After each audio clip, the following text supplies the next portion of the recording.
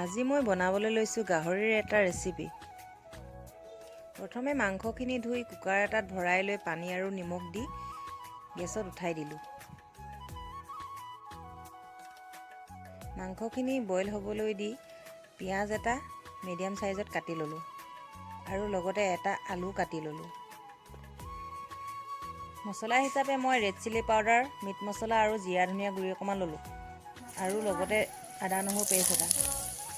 তাৰপিছত কেৰাহীখন পাতি তেল দি তাতে তেজপাত আৰু শুকান জলকীয়া দি লগতে কাটি থোৱা পিঁয়াজটো দি দিলোঁ আৰু লগতে মছলাখিনি গোটেইখিনি এড কৰি দিলোঁ।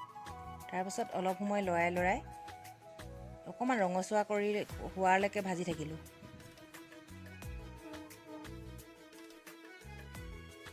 তাৰপিছত মাংসখিনি লাহেকৈ ঢালি দিলোঁ। মাংসখিনি দি লোৱাৰ পিছত হেতাখনে বহুত দেৰি লৰোৱাৰ পিছত লৰাই নিমখ আৰু হালধি দি দিলোঁ। তাৰপাছত কাটি থোৱা আলুটো দি দিলোঁ আৰু অলপ সময় লৰাই থাকিলোঁ। 5 মিনিটমানৰ পিছত মাংসখিনিয়ে তেল এৰা আৰম্ভ কৰি দিলে আৰু আধা মগমান পানী মিলাই দিলোঁ। পানী দিয়াৰ পিছত 15-20 মিনিটমান সিজিবলৈ দিলোঁ। তাৰপাছত ঢাকনখন আঁতৰাই দিয়াৰ পিছত ইমান যে এটা ধুনীয়া গোন্ধ ওলাইছিল নহয়। এতিয়া মাংসখিনি সিজা হৈ গ'ল আৰু কাৰণ প্ৰথমেই মই 10-15 মিনিটমান বইল কৰিয়ে লৈছিলোঁ নহয়। এতিয়া কাঁহীখন ধুনীয়াকৈ সজাই ল'লোঁ। দেখিছানে আপোনালোকে? এতিয়া খাওঁ লাগিছেনে সকলোৱে?